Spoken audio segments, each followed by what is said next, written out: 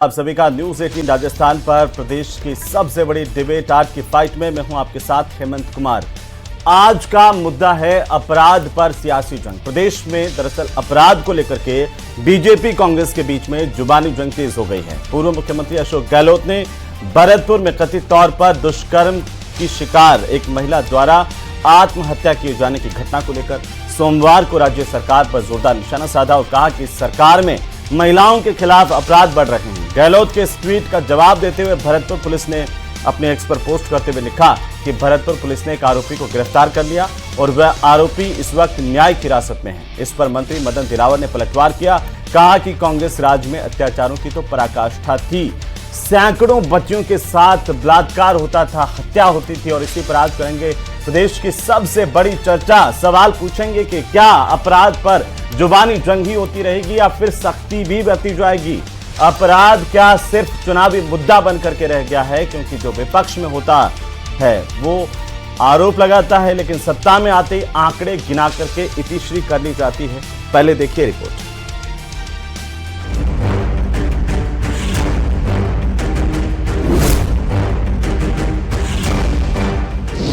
अपराध को लेकर बीजेपी कांग्रेस में जुबानी जंग।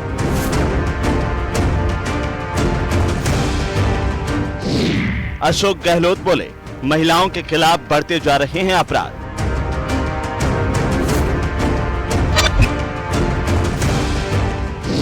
मंत्री मदन दिलावर का जवाब, अपराधों में आई कमी।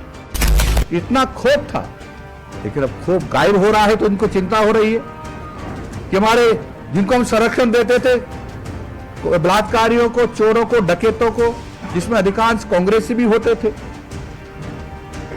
अब उनको जेल में जाना पड़ रहा है। डोटासरा का आरोप, कहीं भी सुरक्षित नहीं बेटियां। अपराध का ग्राफ जो बढ़ रहा है, जो लोग पीड़ित हैं उनकी कोई सुनवाई नहीं कर रहा है। अपराध पर सियासी जंग। तो बढ़ते अपराध का आरोप कांग्रेस की तरफ से लगाया गया। बीजेपी ने इस आरोप पर पलटवार करते हुए भी देर नहीं लगाई, लेकिन उन अपराधियों का क्या जो सरेआम अपराध को अंजाम दे रहे हैं और दहशत पैदा कर रहे हैं, उन पीड़ितों का क्या जिन्हें न्याय मिलने में कई साल बीत जाते हैं, आज उन्हीं सवालों को हम टटोलने की कोशिश करेंगे। हमारे साथ खास पैनल प्रदेश की सबसे बड़ी चर्चा में शामिल होने के लिए मौजूद हैं। मैं सबसे पहले परिचय करवा दूं, शैलेंद्र गुर्जर हमारे साथ हैं, भारतीय जनता पार्टी के प्रवक्ता। प्रतीक सिंह हमारे साथ हैं, कांग्रेस पार्टी के प्रवक्ता। आशुतोष रावत हमारे साथ हैं, वरिष्ठ पत्रकार के तौर पर। और साथ ही राजेंद्र त्यागी हमारे साथ हैं, पूर्व पुलिस के अधिकारी रहे हैं। आप सभी का बहुत स्वागत है। सबसे पहले अपराध को लेकर के हम बात करेंगे और जवाब राजेंद्र त्यागी साहब आप ही की टिप्पणी के साथ शुरुआत करते हैं कि क्या वाकई प्रदेश में अपराध और अपराधी बढ़ते जा रहे हैं? क्या सरकारों में कार्रवाई को लेकर के जो ढिलाई है वो देखने को मिल रही है? क्योंकि कांग्रेस ने आरोप लगाए, बीजेपी ने पलटवार किया, ये तो एक सामान्य सा घटनाक्रम दिखाई देता है। ये देखिए, अपराध का जो लेवल है और जो अपराध तो उस हिसाब से तो अभी कम हुए हैं। जो आंकड़ों के हिसाब से अभी हमें देखा जाए 2023 से और 2024 के जो आंकड़े थे उनमें तो बहुत कमी आई है। करीब 8% की कमी तो हत्या का प्रयास, डकैती, लूट, इनमें काफी कमी आई है। अपहरण, दुष्कर्म, सभी अपराधों के अंदर अभी तो 2000 जो आंकड़ों के अनुसार तो बहुत कमी आई है। कोई ये नहीं कह सकता कि साहब अपराध बढ़े हैं। अब रही बात इनमें, अब जो वर्तमान में अपराध बढ़ रहे हैं, जैसे दुष्कर्म के हो गए, ये नशे के आदि, नशेड़ी आदमी, ये चोरी चकारी, लूट, ये इस तरीके की वारदात को अंजाम दे रहे हैं। और प्लस अब जो साइबर अपराध बढ़ रहे हैं। मेन अपराध जो अभी वर्तमान में जो सबसे ज्यादा चल रहा है वो साइबर अपराध ही चल रहे हैं, जिसके लिए सरकार भी, प्रशासन, पुलिस, सभी लोग जागरूक कर रहे हैं। मगर मेरा ये मानना है कि पिछले वर्ष 2023 की बनिस्बत 2024 में अपराधों में काफी कमी आई है। काफी कमी तो नहीं कह सकता, मगर 7-8% की कमी तो आई है जी। लेकिन अपराध तो एक सतत प्रक्रिया है जिस पर लगातार हमें सचेत सावधान रहने की जरूरत है और पुलिस महकमे को भी लगातार कार्रवाई करने की जरूरत है ताकि उन पर अंकुश लगाया जा सके। पुलिस तो हेमंत जी, पुलिस पर लगातार कार्रवाई कर रही है। पुलिस, मेरा माने पुलिस की ढिलाई, अब जैसे अभी आप भरतपुर वाला केस बना, इसमें कहीं ये नहीं कह सकते कि नहीं हुए, उस मुलजिम को तुरंत पकड़ लिया, गिरफ्तार कर लिया, न्यायिक हिरासत में भेज दिया। अब इनके पीछे दूसरे कारण हो सकते हैं यदि उसने लेकिन उस महिला द्वारा सर, आप तो पुलिस महकमे में रहे हैं, पीड़िता को सुरक्षा देने की जिम्मेदारी भी तो पुलिस की, सरकार की, प्रशासन की है। बिल्कुल उससे आप है। कैसे भाग यदि सकेंगे? जी नहीं, बिल्कुल, यदि ये उसको कोई भी धमकी मिले या कोई भी उसके ऊपर दबाव पड़ रहा हो तो उसके लिए तो पुलिस और प्रशासन की पूरी जिम्मेदारी है। बट ये है कि उसके लिए समय पे सूचना मिले, वो इस चीज को दबावे नहीं और तुरंत अधिकारियों से मिले, पुलिस पे जाए, थाने में जाए, अधिकारियों से मिले। अब कई चीजें हैं जिसको वो बताना नहीं चाहते, जी, उस कारण ही तो ये अपराध। यदि हम सजग सतर्क रहे तो शायद अपराधों में कमी भी आ जाए। जी ठीक। आशुतोष रावत साहब, आप कैसे देख पा रहे हैं वरिष्ठ पत्रकार के तौर पर? हेमंत जी, निश्चित तौर पर जो सरकारी आंकड़े हैं 2022, 23, 24 के जो पुलिस विभाग ने जारी किए हैं उसमें निश्चित तौर पर अपराधों में कमी आई है। और जैसा कि अभी त्यागी साहब भी बता रहे थे कि लगभग 8% का ओवरऑल क्राइम में कमी आई है।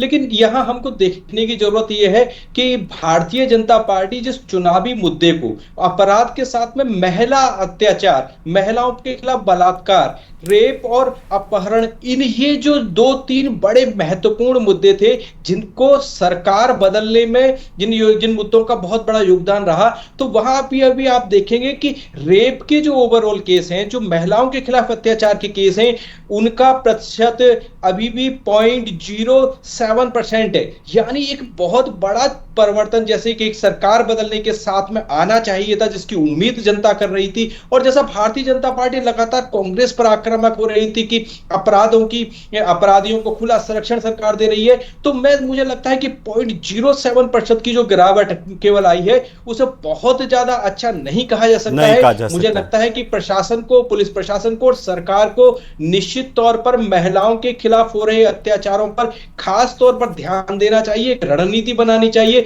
महिला थानों को और ज्यादा स्ट्रॉन्ग करना चाहिए और महिलाओं के खिलाफ अपराध में भी एक ऐसा परिवर्तन आना चाहिए कि वाकई राजस्थान की महिलाएं यह महसूस कर पाएं कि हां, हम इस प्रदेश में सुरक्षित हैं। जी, क्यों लगता है कांग्रेस पार्टी को कि आपकी सरकार थी उससे ज्यादा अब इस सरकार में महिलाओं पर अपराध बढ़ रहे हैं, या संगठित या असंगठित अपराध, या फिर अपराधी हावी होते नजर आ रहे हैं? चाहे वो भरतपुर के केस की बात कर लें, या फिर जोधपुर में कुछ दिन पहले एक महिला के टुकड़े टुकड़े काट करके दफना दिया गया था, काफी गाड़ दिया था काफी दिनों बाद में, और नेता जब वहां पर पहुंचे तब इस पूरे मामले को लेकर के कई दिनों तक गतिरोध भी चला था, या कुछ और ऐसी ही तस्वीरें प्रदेश के अलग अलग हिस्सों से जिस तरह की आती हैं? हेमंत भाई, जब सरकार जब चुनाव में थी तो एक नारा बीजेपी ने बड़ी जोर से लगाया था, नहीं सहेगा राजस्थान। और अब जब बीजेपी की सरकार आ गई है तो सब कुछ सहने के लिए विवश हो गया है राजस्थान। भरतपुर की जो घटना है वो अपने आप में ये बताने के लिए काफी है कि जो पुलिस महकमा है बिल्कुल काम नहीं कर रहा, क्योंकि मुख्यमंत्री का गृह जिला है भरतपुर, और वहां ये होता है कि रेप पीड़िता को आप देखिए कि सुसाइड करना पड़ जाता है, न्याय नहीं मिल रहा होता। और इसी तरीके की एक घटना हमने पिछले साल देखी थी दौसा के अंदर, जहां पे रेप पीड़िता को न्याय की गुहार लगाने के लिए टंकी पर चढ़ना पड़ गया था। अब अभी सारे मेरे फेलो पैनलिस्ट ने बोला कि अपराध कम हो गया। मैं अपराध का आंकड़ा मेरे सामने है कि दुष्कर्म के अंदर पिछले साल 38 मामले दर्ज हुए, महिला उत्पीड़न के 10,559 मामले दर्ज हुए, छेड़छाड़ के 11,000 मामले दर्ज हुए, अपहरण के 5,336 मामले दर्ज हुए, और दुष्कर्म बालिग के 4,872 और दुष्कर्म नाबालिग के 1,610। और जो दुष्कर्म नाबालिग के साथ हुए उसके आंकड़ों में पिछले साल से इस साल में बढ़ोतरी हुई है। और लगातार महिला अपराध में आप देखेंगे, कहीं भी आप देख लीजिए, आज दलितों की खबर छपी है। और आप जो ये कह रहे थे कि फेलो पैनलिस्ट राजेंद्र जी की ग्राफ में कमी आई है, तो आज के अखबारों में एक खबर छपी है कि 80,000 फोन किए मुख्यमंत्री हेल्पलाइन में लोगों ने, और उसमें से सिर्फ 12,000 ने माना कि पुलिस ने सही काम किया, बाकी ये बोल रहे हैं कि पुलिस ने सही काम किया ही नहीं। तो मैक्सिमम लोग ऐसे हैं जो ये कह रहे हैं मुख्यमंत्री हेल्पलाइन में फोन करके कि अपराध के मामले में पुलिस कोई कार्रवाई कर ही नहीं रही है। हमने पिछले दिनों देखा था कि टोंक के अंदर अपराधी जिसको सजा हो गई है वो जेल के बाहर घूम रहा था, उसके ऊपर एक राज्य के एक चैनल ने पूरा स्टिंग ऑपरेशन चलाया था। तो कोई कार्रवाई कुछ कर नहीं जा रही है। और इसीलिए, और मैं मुख्यमंत्री जी के जहां से निर्वाचित होकर के आए सांगानेर के मानसरोवर में रहता हूं, आप वहां के अपराधों की अगर लिस्ट निकालेंगे तो लगातार हर महीने अपराधों में मानसरोवर सांगानेर टॉप पर है। चैन स्नैचिंग की बात कर लीजिए, छेड़छाड़ की बात कर लीजिए, व्हीकल चोरी की बात कर लीजिए, मुख्यमंत्री का जहां जो निर्वाचन क्षेत्र है वो तक सुरक्षित नहीं है, तो मुझे लगता है पूरा राजस्थान कैसे सुरक्षित होगा। और इसीलिए हम कहते हैं कि नहीं सहेगा राजस्थान का नारा देने वालों के समय पे अब सब कुछ सहने के लिए विवश हो गया है राजस्थान। शैलेंद्र गुर्जर साहब, क्यों राजस्थान सह रहा है जब आप तो ये कह करके आए थे कि हम आएंगे तो राजस्थान सहेगा नहीं? देखिए, मुझे लगता है कांग्रेस प्रवक्ता के आंखों में पट्टी बंधी हुई है, ना ये आंकड़ों को ढंग से एनालिसिस करते हैं, ना इस पे गौर करते हैं, और आरोप लगा रहे हैं कि जो पैनलिस्ट में बैठे हुए हैं वो अगर कह रहे हैं 8% अपराधों में कमी आई है तो झूठ बोल रहे हैं, जो खुद बताता है कि कांग्रेस पार्टी कितनी झूठी। हाँ बिल्कुल, 8% अपराधों में कमी आई है, ये 2023 से लेकर। हेमंत जी गुजर साहब, मैं ये कह रहा हूं, मेरी बात पूरी होने दीजिए। मैं बात तो पूरी हो जाए, एक बीच में मैं जोड़ना चाहता हूं, वो जोड़ना ये चाहता हूं कि हम ओवरऑल अगर अपराधों को देखें तो उसमें भी आंकड़ों का मायाजाल हो सकता है। जैसे संगठित अपराध कितने बढ़ रहे हैं या कितने हो रहे हैं, असंगठित अपराध कैसे हो रहे हैं, या मादक पदार्थों की तस्करी वाले अपराध कैसे हैं, महिलाओं पर अत्याचार के SC/ST एट्रोसिटीज के मामले क्या है। तो इसको अलग अलग रूप में भी अगर हम देखेंगे तो एक बड़ा प्रोस्पेक्टिव हमारे सामने आता है। हेमंत जी, ओवरऑल अगर अपराध के ग्राफ को देखेंगे तो निश्चित तौर पर 7.5-8% की कमी आई है। हत्या के मामले में 8.21% की कमी आई है, हत्या के प्रयास में 4% की कमी आई है, डकैती में 12.04% की कमी आई है, लूट में 8.96% की कमी आई है, दुष्कर्म में 0.45% की कमी आई है, बलवा में 9.54% की कमी आई है, चोरी में 9.56% की कमी आई है। ओवरऑल अगर आप देखते हैं तो सुनो पहले, कांग्रेस पार्टी राहुल गांधी जी की तरह तैयारी से आ जाते हैं। नहीं, जो राजस्थान पुलिस की वेबसाइट पे आंकड़े चले आंकड़े दे रहा हूं मैं आपको। नाबालिग के साथ जो दुष्कर्म है उसमें बढ़ोतरी हुई है। कहिए, चुप रहे पहले, बढ़ोतरी हुई है। सुनना सीखें, सुनना सीखें। उनका जवाब पूरा हो जाए। तो वर्ष 2023 के जो आंकड़े हैं उससे वर्ष 2024 के आंकड़ों में बेहद कमी आई है। 20,000 FIR कम दर्ज हुई है इस बार। इनकी जानकारी के लिए बता दूं, आप देखिए एंटी गैंगस्टर टास्क फोर्स बना दिए गए। आए दिन गैंग वॉर नहीं होते नाबालिग के साथ, आए दिन गैंग वॉर नहीं होते हैं सड़कों पे, आए दिन पीड़िता को देखिए सुसाइड करना पड़ता है। जैसे कांग्रेस पार्टी की सरकार, अपराधी देखिए टॉप में बाहर घूम रहे थे, आप हमको समझा रहे हैं, करके काट कर भट्टी में नहीं जला दिया जाता है। देखिए सुरक्षित पीड़िता को कैसे सुसाइड करनी पड़ी, और अपराधियों को, क्योंकि माननीय भजनलाल सरकार का पहले दिन से मोटो था, अरे भजनलाल जी को जेलों से जान से मारने की मिलती है, बताइए राजस्थान की जेलों से। चिल्लाने से नहीं होगा, आंकड़े गवाह हैं। आंकड़े पूछ रहा हूं, नाबालिग के बता दीजिए कितने आंकड़े थे, चलिए बता दीजिए पिछले साल के, 8% इस बार के बता दीजिए और पिछले साल के बता दीजिए। और मैं आपको बताता हूं, नाबालिग से दुष्कर्म के आंकड़े बता दीजिए। चलिए आपसे पूछ लेता हूं, 23 और 24 के बताइए, 23 और 24 के नाबालिग के बता दीजिए। भाषण आप मोदी जी की तरह मत फेंकिए, फेंकिए मत, आंकड़े बताइए। आप मोदी जी की तरह फेंकिए मत। रिपीट हो गए। माननीय प्रधानमंत्री जी, आप फेंकिए मत, तीसरी बार भारतीय नहीं फेंकिए मत, क्या आप बताइए आंकड़े, नेताओं पर इस तरह से आक्षेप करने के बजाय हम प्रदेश की जनता से जुड़े मामले को लेकर के जवाब दें। 14.47% की कमी आई है। सुन नहीं सकते, दुष्कर्म में नाबालिग के 23 में केस कितने थे और 24 में केस कितने, गुजर साहब, पेपर लीक माफियाओं को पनपाने वाले, शराब माफियाओं को, बजरी माफियाओं को, नशीले पदार्थों के माफियाओं को पनपाने वाले, नाबालिग के साथ दुष्कर्म के कितने केस थे 23 में और 24 में कितने, बता दीजिए, पूछ रहा हूं मैं। 14.47% की कमी आई है। एक मिनट सर, 11.6% की कमी आई है। आपका ये एक्ट के तहत हमने 18,000 से अधिक मुकदमे दर्ज किए, 15,000 लोगों को गिरफ्तार किया है। NDPS एक्ट में हमने 5,000 अधिक केस दर्ज किए, 4500 से अधिक लोगों को गिरफ्तार किया है। दुष्कर्म का तो बता दीजिए, ये देखिए के तहत आज की खबर है, 5200 ने पानी के मटके को छुआ, बेरहमी से पीटा, ये बोल रहे कमी आ रही है।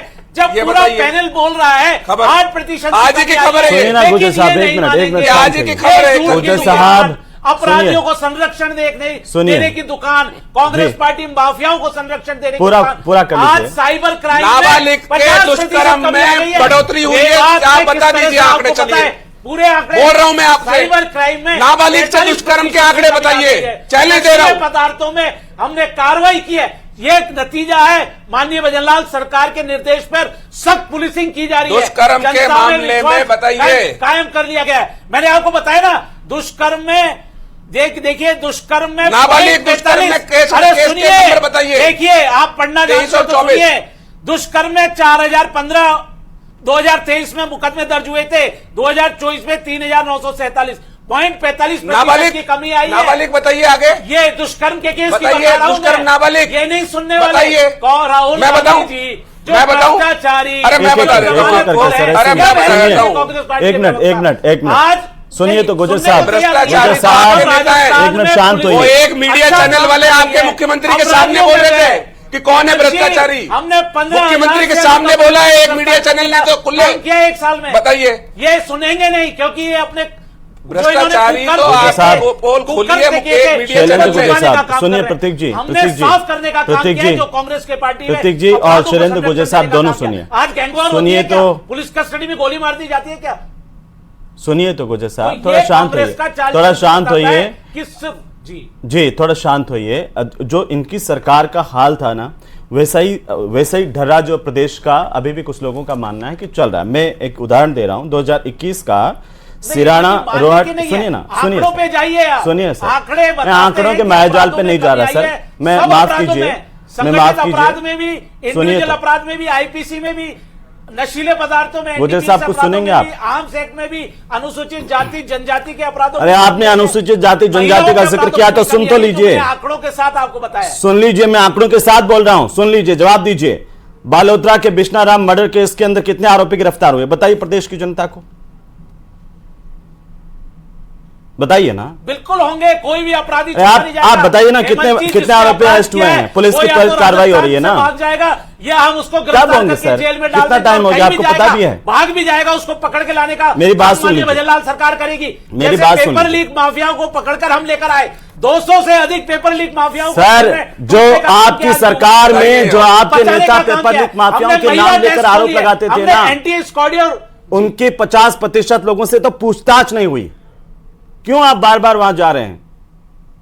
मैं कह रहा हूं कि बालोतरा के बिश्नाराम मर्डर केस में आरोपी अरेस्ट हो गए क्या, बताइए प्रदेश की जनता को। हो जाएंगे नहीं बोलिए। मैं कह रहा हूं 2021 का पाली का रोहट का सिराना का मामला, इसमें पीड़ित से अभी मैंने बात की, वो रोते हुए बता रहे थे कि 2021 से पुलिस की जांच नहीं हुई और आरोपी कोर्ट से छूट गए। अब आप बताइए, 10 आरोपी थे, पूर्व सरपंच हुकम सिंह, अरेस्ट तक नहीं कर पाई पुलिस, जांच पुलिस पूरी नहीं कर पा रही है। अभी अगर आपके ध्यान में हो, पाली के एडिशनल एसपी के पास जांच है, जाकर के बात कीजिए, पूछिए उनसे कि 2021 से एक SC ST के मामले को लेकर के 2025 में आगे पुलिस जांच नहीं कर पा रही है।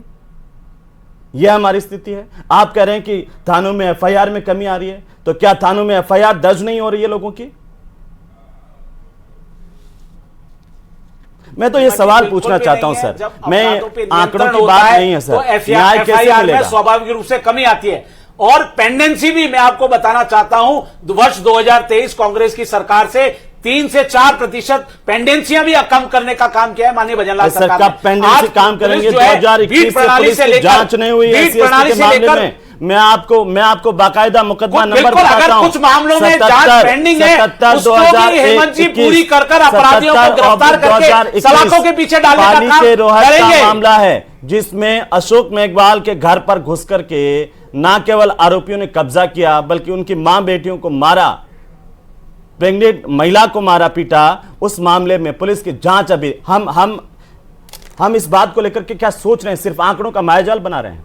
क्या कर रहे हैं हम सर? कब सोचेंगे हम, जब हम हमसे जवाब मांगे कि छोटी बच्चियों के अगर रेप के मामले पर 2-3 इंस्टेंसेस बताए, निश्चित तौर पर उस पर नाबालिग बच्चियों के खिलाफ प्रभावी रूप से कार्रवाई होगी। तब हम उससे भटक जाएंगे। क्या ये हमारी जिम्मेदारी है? क्या आपने इतना साहस नहीं है कि आप जिम्मेदारी से बोल सकें कि सरकार में हम हैं और आप मामले बताइए, हम कार्रवाई करेंगे? साहस नहीं है आप में?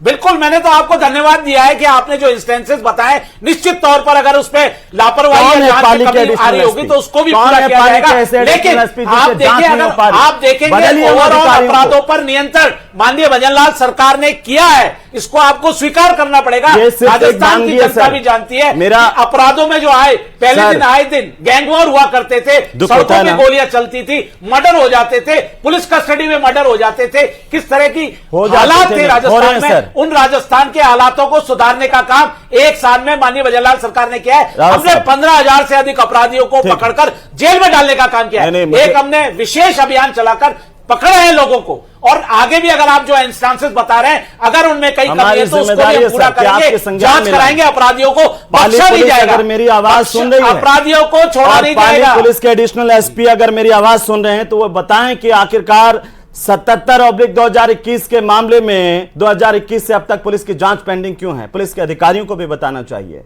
क्यों आखिरकार गुमराह किया जाता होता है, क्यों एक्शन नहीं लिया जाता है।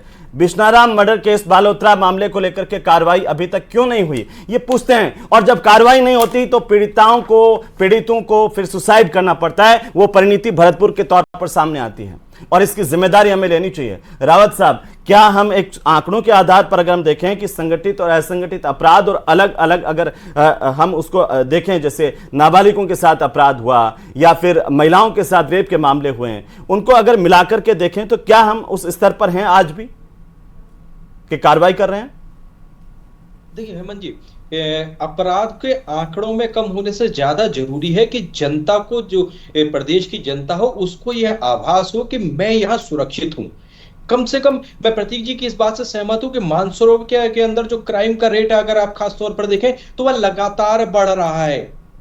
तो क्या सरकार, शासन प्रशासन, खासतौर पर पुलिस प्रशासन की यह जिम्मेदारी नहीं बनती है कि वह जनता को यह विश्वास दिलाए, यह दिखाए, यह आभास कराए?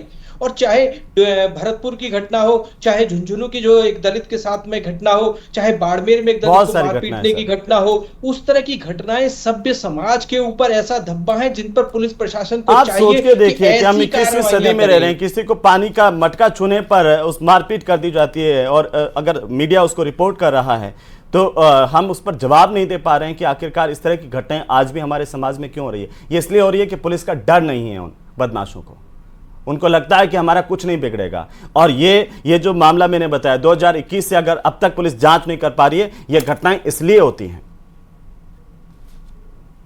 बिल्कुल हेमंत जी, देखिए जब तक पुलिस प्रशासन का एक भय अपराधियों के बीच में नहीं होगा। मुझे एक घटना फरवरी 2024 की आती है, नागौर का एक घटनाक्रम था जहां पर भजनलाल सरकार ने एक बुलडोजर कार्रवाई की थी एक 14 वर्षीय युवक के अपहरण के केस में, हत्या के एक केस में। तो उस तरह की कार्रवाइयों की मुझे लगता है कि एक बड़ी संख्या में राजस्थान के अंदर भी जरूरत है। संदेश की जरूरत है। प्रतीक जी, ये आपके लिए भी आईना है कि जब आप बड़ी बड़ी बातें करें तो आप देखें कि आपकी सरकार 2021 से 23 दिसंबर तक तो रही, उस दौरान भी अगर किसी को न्याय नहीं मिला तो हमारा सिस्टम ही खराब है, हमारा सिस्टम लचर है।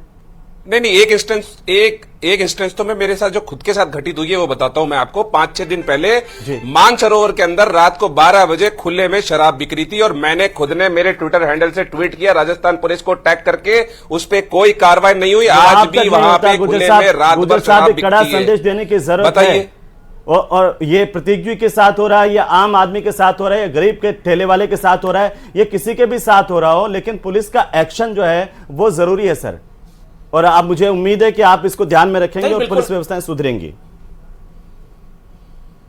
बिल्कुल हेमंत जी, आप देखिए, हम प्रभावी कार्रवाई पे विश्वास रखते हैं। पुलिस को हमने फ्री हैंड दे रखा है, अपराधियों को बख्शा नहीं जाएगा।